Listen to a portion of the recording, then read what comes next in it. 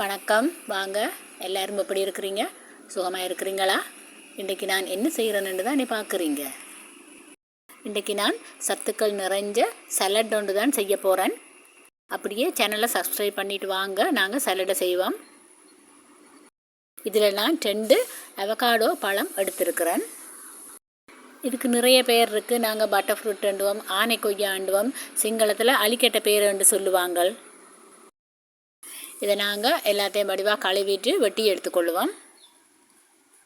இதை நேராக கீறி 2 பிளந்துட்டு நடுவில் இருக்கிற விதையை எடுத்துக்கொள்ளுவோம்.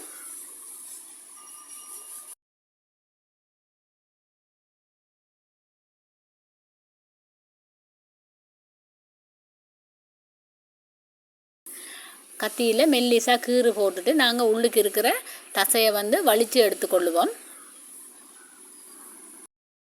தோலை உரிச்சிட்டும் எடுத்துக்கொள்ளலாம். இந்த பழத்தை எல்லாருமே சாப்பிடலாம்.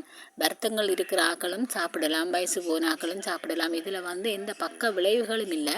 சில பழங்கள் ஒவ்வொருத்தர் சாப்பிடக்கூடாதுன்னு சொல்லுவாங்க. ஆனால் இந்த பழம் எல்லாருமே சாப்பிடலாம்.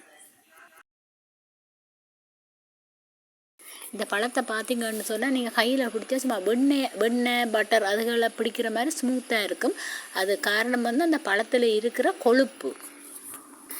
இந்த பழத்தை வெண்ணெய் பழம்னு சொல்கிறது. இந்த பழத்தை குழந்தை பிள்ளைகளுக்கும் கொடுக்கலாம்.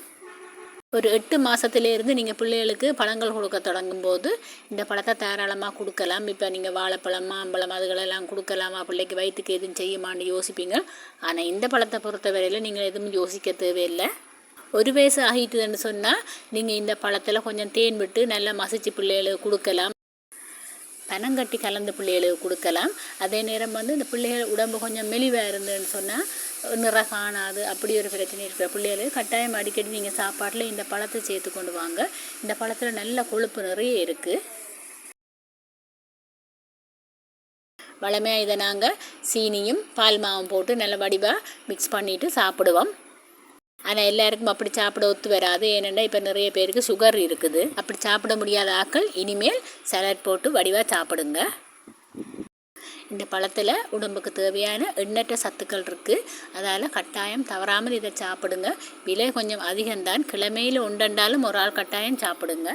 சலாடுக்கு தேவையான வெங்காயம், பச்சை மிளகாய், தக்காளி பழம் எல்லாம் நாங்கள் வெட்டி எடுத்துக்கொண்டோம். இனி சலாட் செய்ய தொடங்குவோம். இந்த சலாட் செய்கிறது ஒன்றும் கஷ்டமான வேலை இல்லை. நாங்கள் பட்டர் ஃப்ரூட்டை எல்லாம் வெட்டி வச்சுருக்கிறோம். அதே மாதிரி அந்த வெட்டின வெங்காயம், பச்சை மிளகாய், தக்காளி பழம் எல்லாத்தையும் நாங்கள் இந்த பட்டர் ஃப்ரூட்டோடு போட்டுக்கொள்ளுவோம். வெங்காயமும் தக்காளியும் உங்களோட தேவைக்கேற்ப நீங்கள் போட்டுக்கொள்ளுங்க.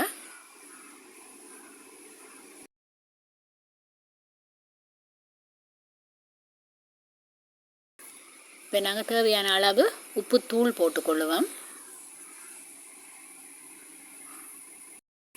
அதோட தேவைக்கேற்ப மிளகுத்தூள் சேர்த்துக்கொள்ளுவோம். நான் இதில் 1 டீஸ்பூன் அளவுக்கு சேர்த்துருக்கிறேன் மிளகுத்தூள். இனி நாங்கள் எல்லாத்தையும் வடிவாக கலந்து விடுவோம். ஒரு முறை நீங்கள் இந்த சலாடை செய்து பாருங்கள். பார்த்து சாப்பிட்டுட்டு எனக்கு நீங்கள் சொல்லுங்கள் இந்த சலாட் எப்படி இருந்ததுன்னு சொல்லி. என்ன அவ்வளவு அருமையாக இருக்குது சாப்பிட்றதுக்கு. எங்களோட ஆரோக்கியமான அவகாடோ சலாட் தயாராகிட்டுது. இப்போ நாங்கள் இதுக்கு தேசி புளி விட்டுக்கொள்ளுவோம். நிறைய பேர் இந்த வீடியோ பார்க்குறவங்களுக்கு மிக்க நன்றி. வீடியோ பார்த்துட்டு போகிற நேரம் மறக்காமல் ஒரு கமெண்ட்டை போட்டுட்டு போங்க. எங்களோட சலாட் தயாராகிட்டுது.